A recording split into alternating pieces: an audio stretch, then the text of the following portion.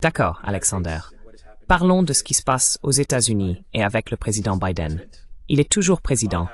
Et Kamala Harris va se présenter à la présidence. Qui soutient Kamala Harris? La plupart du Parti démocrate s'est rallié derrière elle. Ils ne sont pas très enthousiastes à ce sujet, mais il semble qu'ils se rallient derrière elle. Soros semble soutenir Kamala Harris. Les Clinton l'ont approuvé, après qu'il y ait eu des rapports selon lesquels ils ne l'approuvaient pas et soutenaient Biden. Nous avons deux grandes interrogations. Pelosi n'a pas approuvé Kamala, du moins pas au moment de cet enregistrement. Et puis nous avons la très grande interrogation, qui est Obama. Alors discutons de ce qui se passe ici. So let's discuss what is going on here. Indeed, what is indeed going on here. Now, I think that En effet, que se passe-t-il ici? Maintenant, je pense qu'Obama et Pelosi, et Obama en particulier, comprennent que Kamala Harris a de gros problèmes à venir en termes de défaite de Donald Trump ou de retenue de la vague républicaine, qu'ils craignent tous maintenant. Nous devons comprendre pourquoi ce qui est arrivé à Biden est arrivé. Biden n'a pas été contraint de se retirer parce qu'il est incapable ou infirme, ou parce qu'il a eu un mauvais débat avec Donald Trump. Biden a été contraint de se retirer parce que tous les sondages d'opinion, et selon certains rapports médiatiques, des sondages d'opinion privés apparus dimanche, montraient qu'il aurait été massivement battu par Donald Trump en novembre.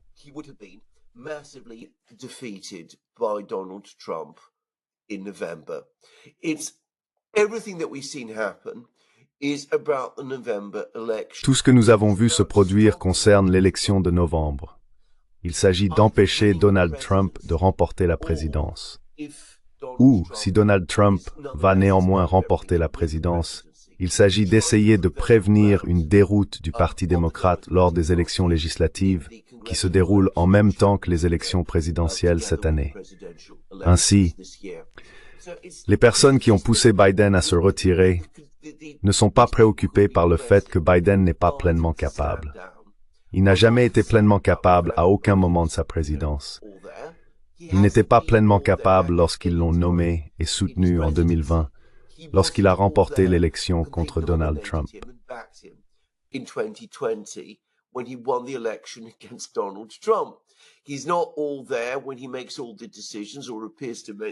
Il n'est pas pleinement présent lorsqu'il prend des décisions concernant l'Ukraine, la guerre, l'économie ou la manière générale dont les États-Unis sont dirigés et mènent leur politique. La raison pour laquelle ils ont dû se débarrasser de lui est qu'il ressemble à un grand perdant en ce moment. Il aurait perdu l'élection en novembre.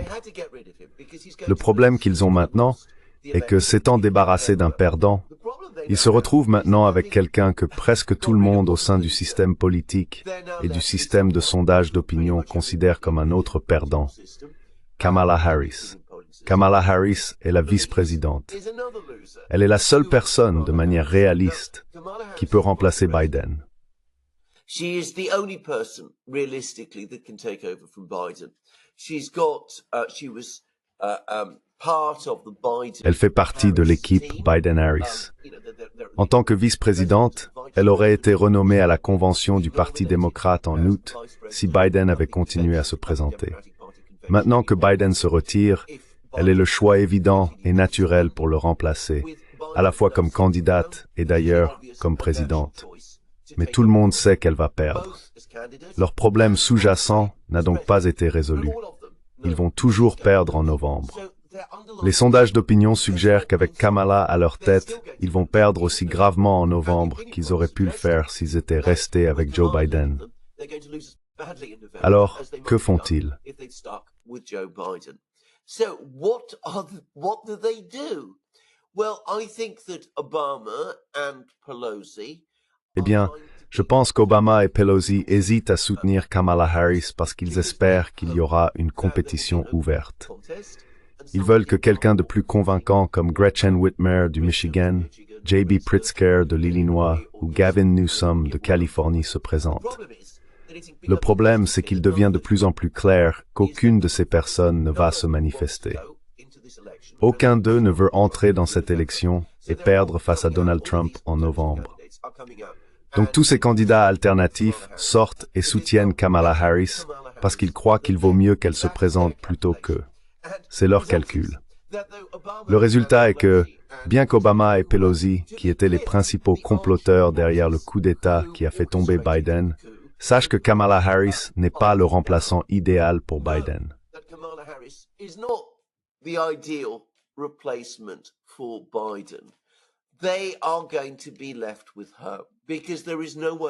Ils vont rester avec elle parce qu'il n'y a personne d'autre.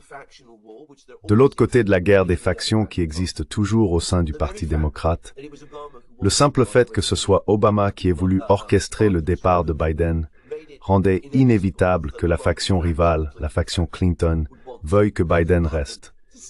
Maintenant que Biden est parti, cette même faction, les Clinton, se rallie maintenant derrière Kamala Harris parce que c'est leur façon de maintenir l'influence d'Obama sur le Parti démocrate à distance.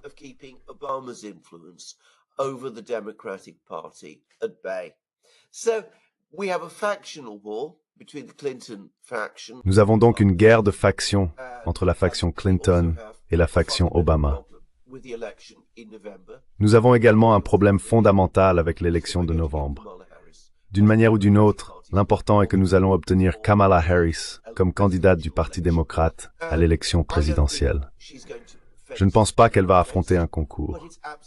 Il est absolument clair que les figures clés du Parti démocrate, Obama, Pelosi et apparemment Biden lui-même, croient tous qu'elle va perdre et perdre lourdement. That she's going to lose and lose badly. I agree with you on this assessment. I think. Je suis d'accord avec vous sur cette évaluation. Permettez-moi d'aller un peu plus loin et dites-moi ce que vous en pensez. Obama a très bien joué ses cartes ici. Je crois qu'en ne sortant pas et en n'endossant pas Kamala, même si beaucoup de gens, y compris moi-même et peut-être vous, croient qu'il a orchestré tout ce qui nous a amenés à aujourd'hui, il a fait un choix intelligent. Même s'il était l'homme derrière le rideau, il était stratégique de laisser tout le monde mettre ses cartes sur la table et endosser Kamala Harris, y compris les Clinton. Je crois que Kamala Harris est plus proche du cercle d'Obama que de toute autre famille ou faction démocrate. Elle est beaucoup plus proche du côté Obama des choses. She's much closer to the Obama side of things. So he doesn't endorse any. Alors, il ne soutient personne. Il appelle à l'unité du parti. Le New York Times a en fait écrit un article sur le fait qu'Obama ne soutient pas Kamala Harris. Ils ont dit qu'Obama joue le rôle de l'homme d'État chevronné. Il ne veut pas mettre son pouce sur la balance de la démocratie. Il appelle à l'unité du parti.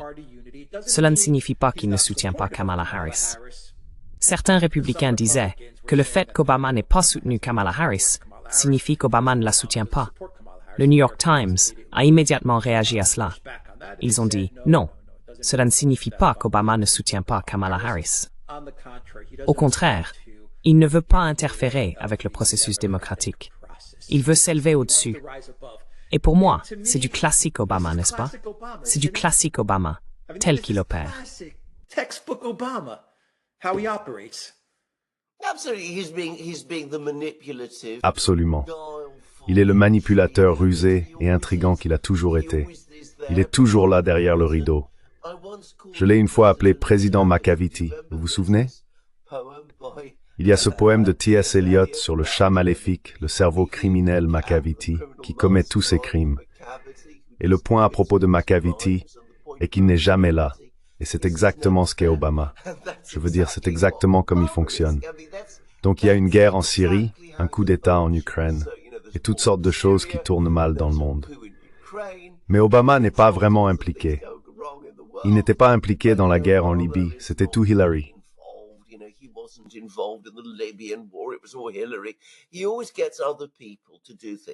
Il fait toujours en sorte que d'autres personnes fassent les choses, ou du moins qu'elles semblent les faire, tandis que il tire toutes les ficelles en arrière-plan lui-même. Et bien sûr, il sait qu'en novembre, Kamala Harris va s'effondrer. Ensuite, il sera la personne qui ramassera les morceaux et dira « Eh bien, vous savez, je suis le grand homme d'État, je suis la personne qui peut unir le parti. je ne suis pas directement impliqué dans ce désastre. Je n'ai même pas publiquement demandé à Biden de partir, soit dit en passant.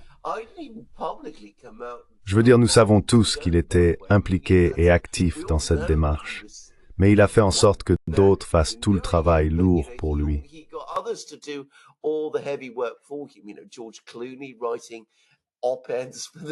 Vous savez, George Clooney écrit des tribunes pour le New York Times, ce genre de choses. Donc c'est sa manière de faire. Il va rester en retrait, laisser les choses se dérouler et laisser Kamala Harris perdre, parce qu'il sait parfaitement bien que Kamala Harris va perdre. Ensuite, il va intervenir en novembre, ramasser les morceaux de ce qui reste du Parti démocrate et le faire avancer de la manière qu'il souhaite. Peut-être qu'il isolera les Clinton dans le processus. Comme vous le dites absolument à juste titre, c'est du classique Obama. Maintenant, ce qu'il faut comprendre à propos de l'équipe Kamala Harris-Biden, c'est qu'en 2020, il y avait clairement un accord conclu. Les Clinton soutenaient Biden à cette époque.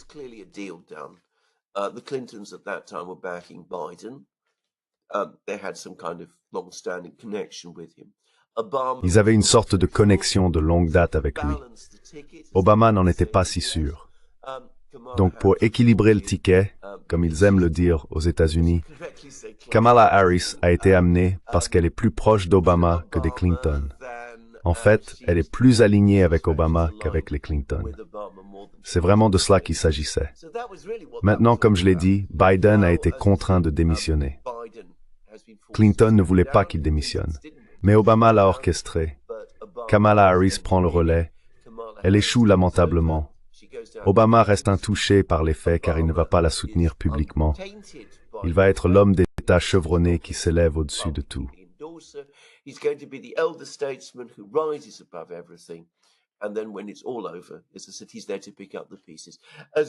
Et puis quand tout est fini, il est là pour ramasser les morceaux. En règle générale en politique, je veux dire quelque chose. Les personnes qui parlent d'être des anciens d'État, de s'élever au-dessus des luttes factionnelles et de donner la priorité aux intérêts du parti, sont celles dont il faut se méfier le plus. Elles sont les plus traîtres, rusées, trompeuses et manipulatrices. C'est une règle d'or en politique. Croyez-moi, en tant que vétéran chevronné des luttes politiques et bureaucratiques, les personnes qui se présentent de cette manière ne sont absolument pas dignes de confiance.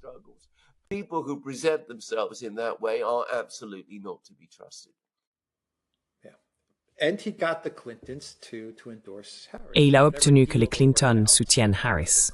Peu importe l'accord qu'ils ont conclu entre le clan Clinton et le clan Harris-Obama, il les a fait soutenir publiquement Harris.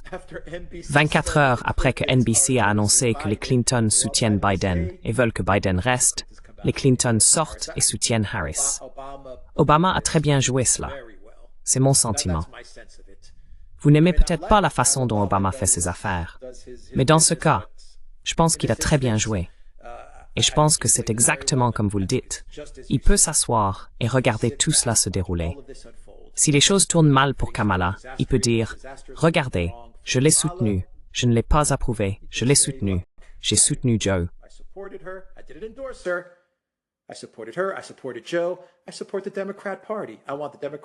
Je soutiens le Parti démocrate. Je veux que le Parti démocrate soit uni.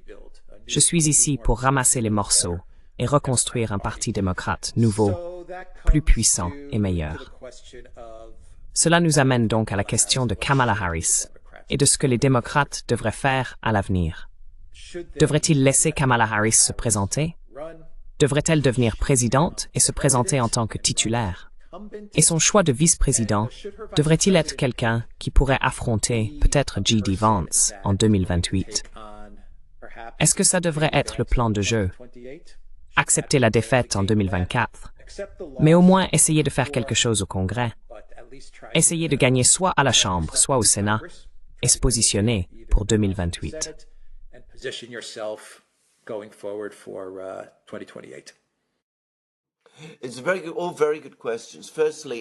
Ce sont toutes de très bonnes questions. Tout d'abord, je pense qu'ils devront accepter Kamala Harris comme leur candidate.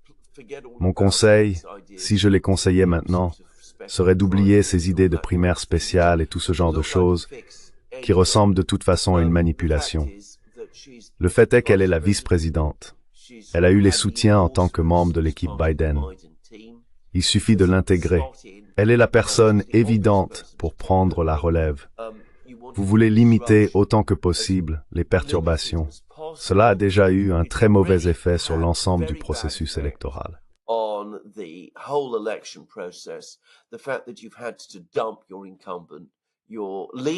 Le fait que vous ayez dû écarter votre titulaire, votre leader, juste quelques mois avant l'élection elle-même, je dirais qu'il faut simplement opter pour Kamala Harris. Cela ne peut être qu'elle.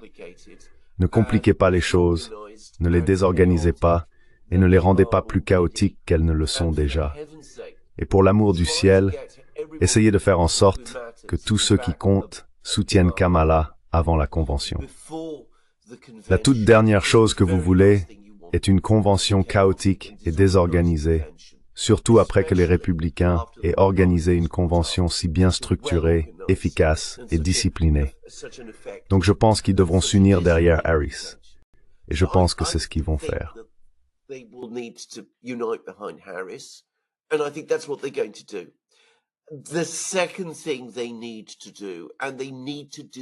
La deuxième chose qu'ils doivent faire, et ils doivent le faire rapidement, c'est de faire en sorte que Joe démissionne de la présidence. Il s'accroche à cela, et c'est très mauvais. C'est constitutionnellement ou du moins institutionnellement anormal. Nous voyons déjà les républicains sortir et dire que ce que font les démocrates, présenter Harris tout en gardant Biden à la présidence, n'a absolument aucun sens. S'il n'est pas apte à être leur candidat en novembre, alors il n'est pas apte à être président. Je pense qu'il devrait le faire démissionner immédiatement. Sinon, ce problème va s'envenimer et croître.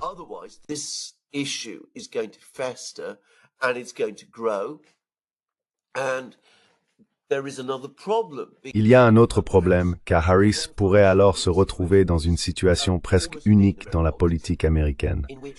Elle serait responsable des décisions de plus en plus excentriques d'un président auquel elle est encore liée parce qu'elle reste la vice-présidente de ce président. Cette situation ne fonctionne vraiment pas.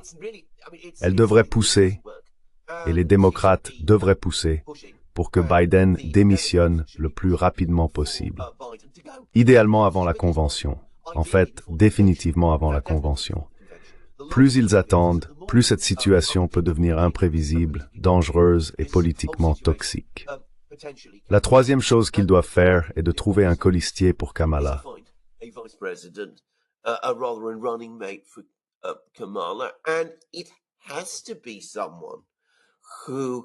Et il doit s'agir de quelqu'un qui peut être un challenger efficace pour J.D. Vance, non seulement en 2028, mais dès maintenant.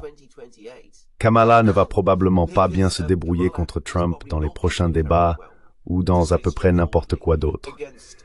Donc vous devez trouver quelqu'un qui est à la hauteur de la tâche de s'attaquer à J.D. Vance, qui est un débatteur très fort. Vous devez faire cela pour essayer de maintenir les choses ensemble dans cette élection, parce que c'est sur le candidat à la vice-présidence que vous allez vraiment compter pour cela.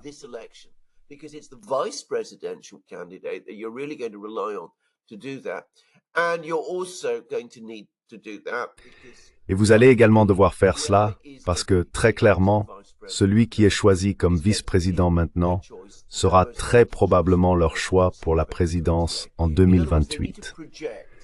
En d'autres termes, ils doivent projeter l'image d'un parti qui avance au-delà de cette élection. Ils doivent se tourner vers la prochaine élection, qui est en 2028, car cette élection, je pense que la plupart des gens l'acceptent maintenant, est pratiquement perdue. Donc je pense que c'est ce qu'ils doivent faire maintenant. Qu'ils soient capables de le faire est une autre question. Gardez à l'esprit que nous avons déjà parlé de la bataille factionnelle qui se déroule au sein du parti.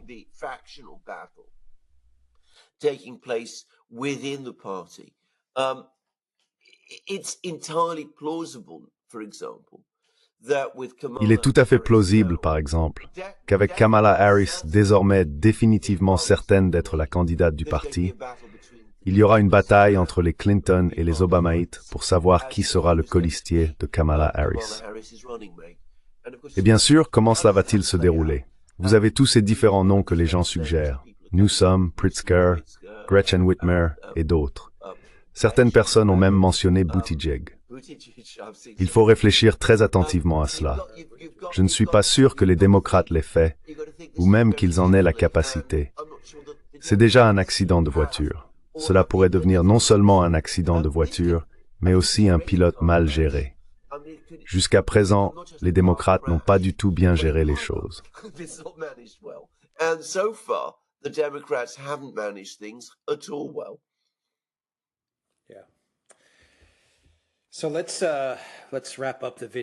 Oui.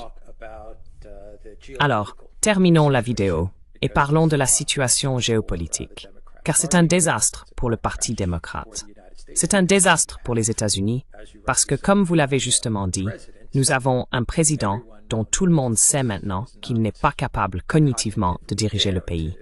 Et nous avons sa vice-présidente comme candidate pour 2024 et elle est liée au président. As the candidate for 2024, and she's tied to the president, who cannot run the country. C'est une situation complètement bizarre. Ils doivent se débarrasser de Biden. Ils doivent s'éloigner de Biden immédiatement, effacer Biden de la mémoire, créer de la distance avec Biden et demander aux médias traditionnels de ne plus parler de Joe Biden. Ne parlez pas de lui, oubliez-le. De cette façon, ils peuvent créer une certaine distance et peut-être positionner Kamala comme la titulaire face à Trump. Finalement, comme vous l'avez dit, ils peuvent positionner le Parti démocrate pour quelque chose de plus grand et de meilleur à l'avenir. Si Kamala Harris ne gagne pas, juste une pensée rapide. Nous en avons parlé dans une vidéo il y a environ une semaine. Même si elle ne gagne pas, j'ai l'impression qu'elle sera d'accord avec ça. My sense is that she'll be okay with that. She'll have made history. Elle aura marqué l'histoire en tant que première femme présidente des États-Unis. Et elle bénéficiera de tous les avantages d'être une ex-présidente. Alors, cela nous amène à la situation géopolitique. Ils regardent les États-Unis. Nous parlons de tous les pays du monde. L'Occident collectif, l'Union européenne, la Chine, la Russie, l'Inde, le Brésil. Ils regardent les États-Unis et ils doivent se demander que se passe-t-il ici? Qui dirige les choses? Qui est responsable des armes nucléaires? Qui est responsable de l'armée? Qui est responsable de la politique étrangère?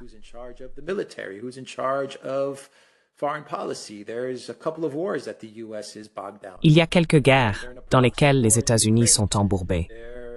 Ils sont dans une guerre par procuration en Ukraine. Ils sont effectivement dans une guerre par procuration au Moyen-Orient. Ils intensifient une guerre contre l'Iran. Ils intensifient une guerre contre la Chine. De nombreux pays dans le monde doivent se demander « Que se passe-t-il » L'Union européenne doit être horrifiée par ce qu'elle voit, parce qu'elle a tout misé. Elle a misé l'ensemble de ses pays. Elle a misé l'ensemble de ses économies. Elle a tout misé sur Joe Biden. Ils ont même suivi Biden dans une guerre par procuration contre la Russie. C'est à quel point l'Union européenne avait confiance en Joe Biden. Discutons de la situation géopolitique. Let's discuss the geopolitical situation. Well, let's start with the Europeans. There's a fascinating article in Eh bien, commençons par les Européens. Il y a un article fascinant dans le Financial Times d'aujourd'hui, et je vais juste en lire le titre. L'Allemagne isolée craint un deuxième mandat de Trump. Le point est que le centre européen se désintègre au sein de l'Europe elle-même. Il parle du fait que le gouvernement allemand est faible. De plus en plus de pays au sein de l'Union européenne deviennent fractieux et se rebellent contre les politiques que le centre de l'UMABER, dirigé par Ursula von der Leyen et soutenu par le gouvernement actuel. La France est en chaos. France is in chaos. Jean-Luc Mélenchon, who is the leader of the left and the man who wants to be prime Jean-Luc Mélenchon, le leader de la gauche et l'homme qui veut être Premier ministre, dit que la France devrait quitter l'OTAN. Il vient de faire une déclaration en ce sens, ce qui n'est absolument pas ce que les Allemands veulent voir la France faire pour des raisons évidentes. Il y a une énorme inquiétude et incertitude en Europe à propos de la situation. Ils voudront que Kamala Harris prenne le relais parce que, étant donné à quel point ils sont profondément engagés dans le projet Ukraine, le projet globaliste et le projet néolibéral, ils sont nerveux à propos des tarifs dont Trump et Vance parlent. Ils veulent un parti démocrate fort.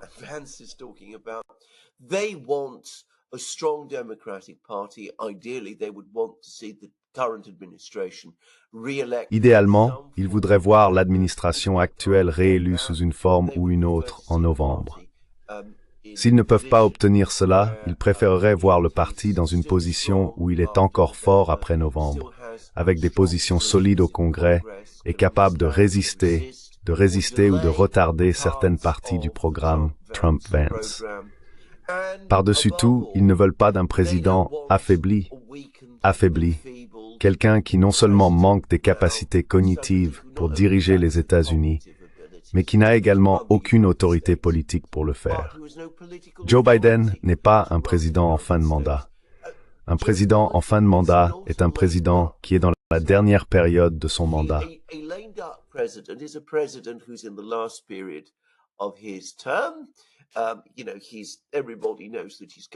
Vous savez, tout le monde sait qu'il va partir. Les gens commencent à voir qui pourraient être ses successeurs. Mais il est toujours, en fait, le président.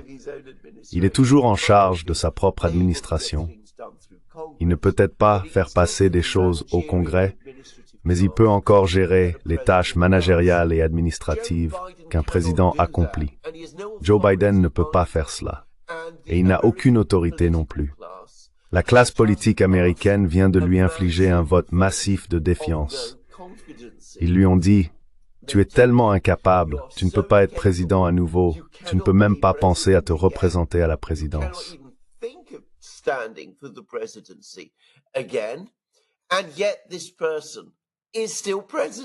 Et pourtant, cette personne est toujours président. Ainsi, les Allemands et les Européens voudront également qu'il parte.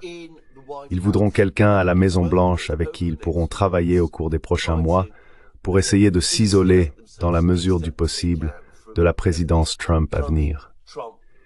Ils voudront également, comme je l'ai dit, un parti démocrate fort sortant de ce processus en novembre.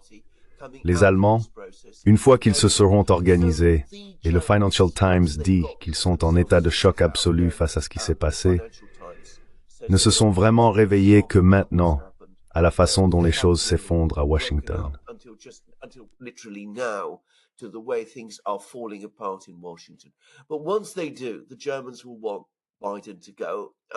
Mais une fois qu'ils le feront, les Allemands voudront que Biden parte et ils voudront que Kamala Harris prenne le relais. Là où les Allemands iront, le reste de l'UE suivra. Il en sera de même pour la Grande-Bretagne, qui est maintenant dirigée par le Premier ministre Keir Starmer. Les Européens voudront que Biden parte précisément pour cette raison. Le reste du monde est complètement différent. Si vous parlez des Russes, des Chinois, des Indiens et des autres États de l'ASEAN, ils vont se dire: le Parti démocrate est un véritable désastre. Ils viennent de mener un coup d'État contre leur propre leader, qu'ils reconnaissent maintenant comme incapable et inapte à diriger les choses.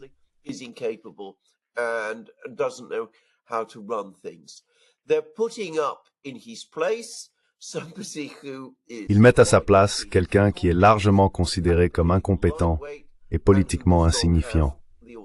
Cette personne n'a pas non plus l'autorité pour diriger les États-Unis et semble devenir président uniquement en raison des intrigues menées par d'autres, y compris Barack Obama. Au fait, la plupart d'entre nous n'aimaient pas Obama quand il était président. Juste pour dire, Obama n'était pas populaire auprès de la plupart du monde. Quoi qu'il en soit, ils regarderont cela et diront: c'est une crise politique aux États-Unis. Cela va continuer au moins jusqu'en novembre et peut-être au-delà. Nous ne voulons pas de crise politique aux États-Unis. Nous voulons un président.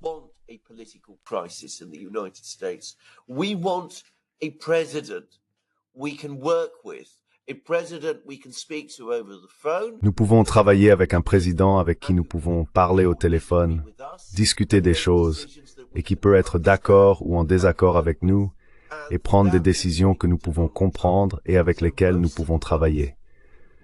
Et cela désignera Donald Trump. Donc la plupart du monde voudra que Donald Trump soit élu.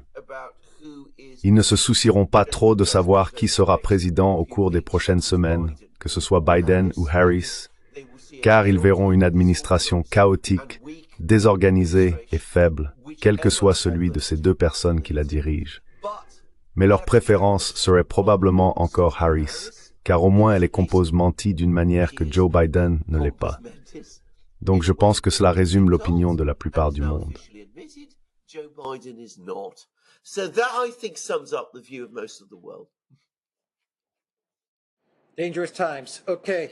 Des temps dangereux. D'accord, nous allons conclure la vidéo. Des temps dangereux. theduran.locals.com. Nous sommes sur Rumble, Odyssey, BitChute, Telegram, Rockfin et Twitter. Et allez à la boutique Duran. Achetez des articles en édition limitée. Vous trouverez un lien dans la boîte de description ci-dessous. Prenez soin de vous.